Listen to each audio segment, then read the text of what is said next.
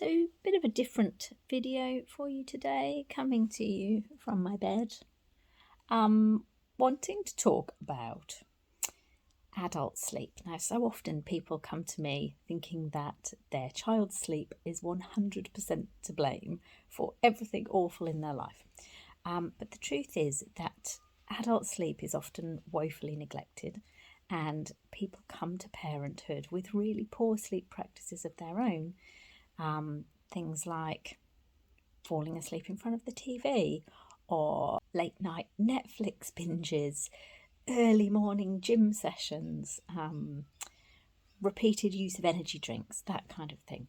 So what happens then is when children come along with their biologically normal but erratic sleep patterns, parents find that they have nothing in reserve. So then it becomes the child's problem, not their problem. And very often adults are quite stubborn about their sleep practices, and they don't really want to entertain changing their own sleep rituals and things. So I always, when I'm working with families, I always check in with them to see how their sleep was before having children and how it is since, in terms of, any physical barriers to good sleep. Like, is there insomnia? Is there snoring, chronic snoring that's never been investigated? Because that's an important factor that needs to be looked at as well. It may not be entirely the issue around the child's sleep. It's more the fact that parents don't have anything in reserve. Anyway, I just wanted to come on and show a little device actually that I use to help me get a better sleep. Now, I don't snore. I don't believe I snore. I've never had any complaints. But what I do tend to do is mouth breathe, and this can be, and I've talked about mouth breathing before in some of my other posts, this can be a challenge for good sleep.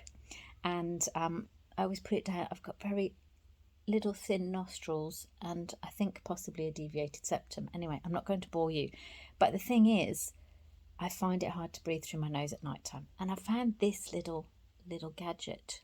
I don't know what it's called. Actually, my husband found it. He gave it to me for Christmas. How romantic. But anyway, it goes up the nose like this. You look at my nostrils. Can't do it one-handed.